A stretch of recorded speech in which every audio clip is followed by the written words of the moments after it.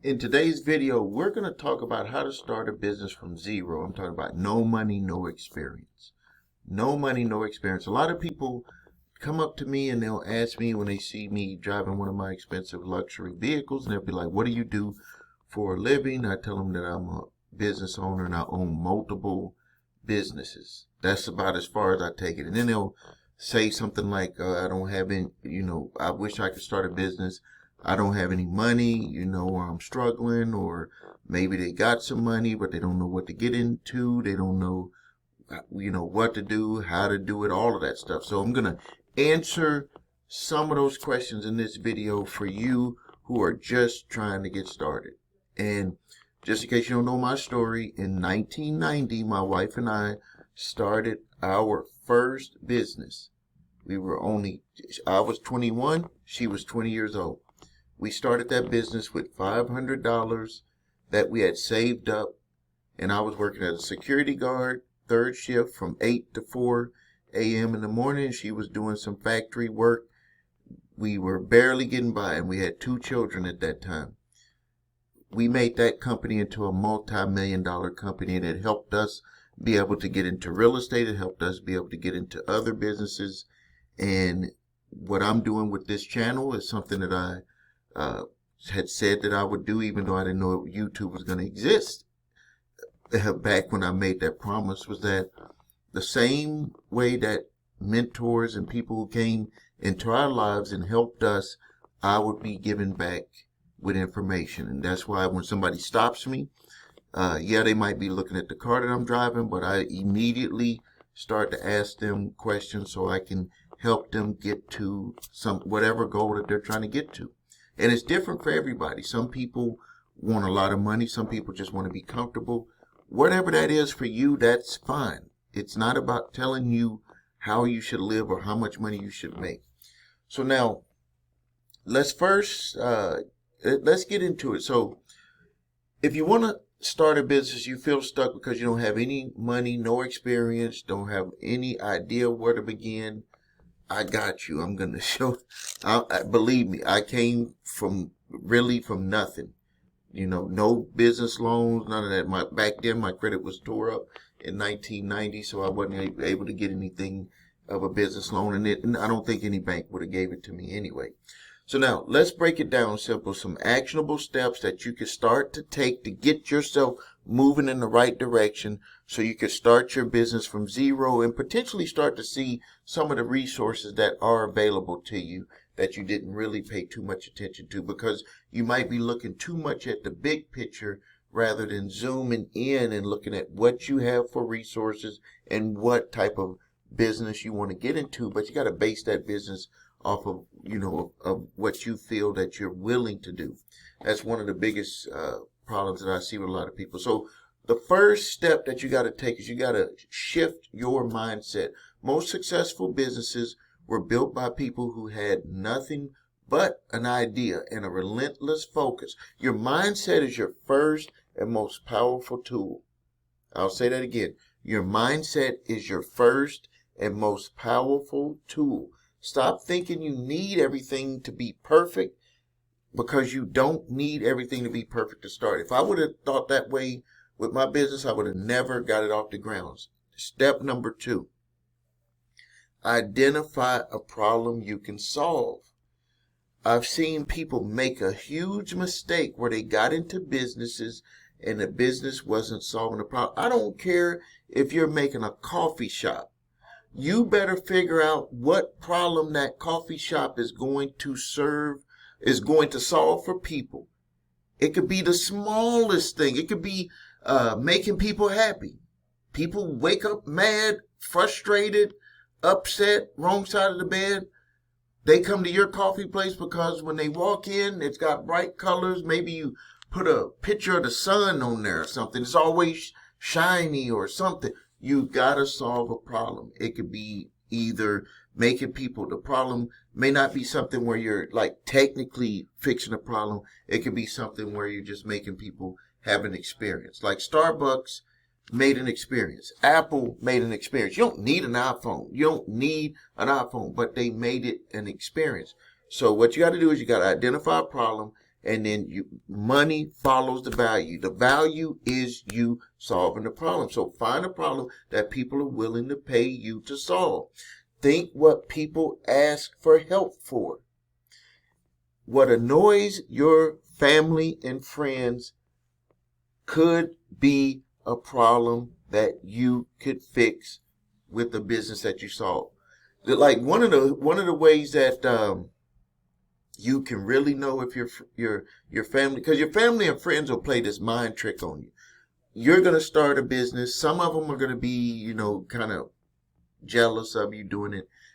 But all of them are going to say that they're going to support you, and then all of a sudden you open a business and they maybe support you once, or most of them don't support you at all.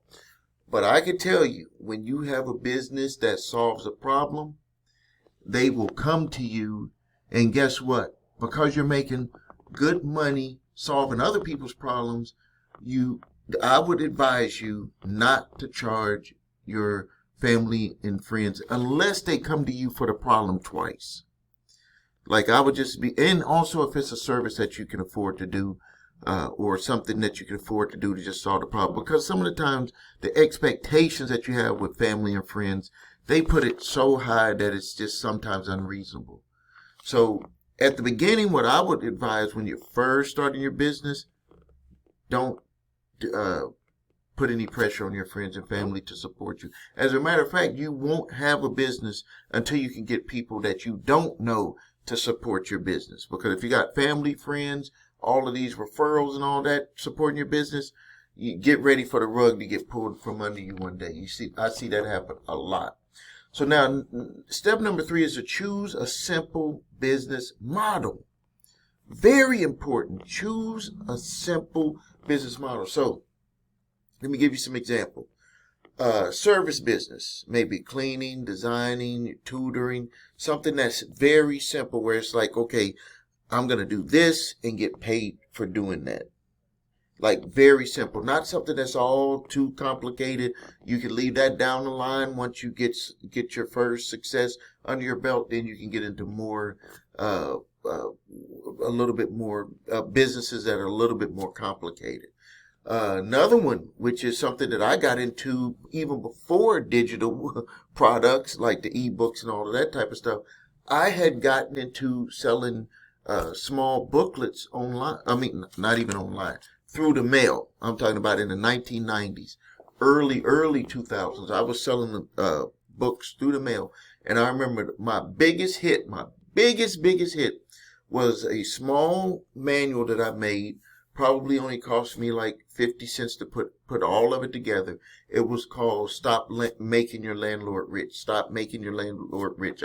I remember the title that I had on there. And it was just a book showing people who were renting how they can, start to change their mindset, change their spending habits to start to get into position to buy a house. Because you're making your landlord rich every time you pay the mortgage. And that book I sold it only for $5. It sold probably thousands of copies.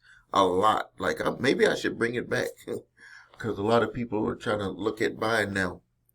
But it was called Stop Making Your Landlord Rich. That would be considered like what people have now as a digital product. Other things that you could sell as a digital product could be templates. You see a lot of people selling templates because a lot of people don't understand. Like, say, for instance, you want a sales page for your website. And I bought these in the past, too, where you just want to have that template layout where you could do your headline and where to put your buy button and your video. Like, there's a lot of people who just don't know how to put those together, and they'll buy those templates. Other things that you could do is you could do freelance work, writing, video editing, social media. Those are in high demand right now, especially if you have some experience doing them, can show some results, not where you're just like throwing stuff out there. Other things is reselling.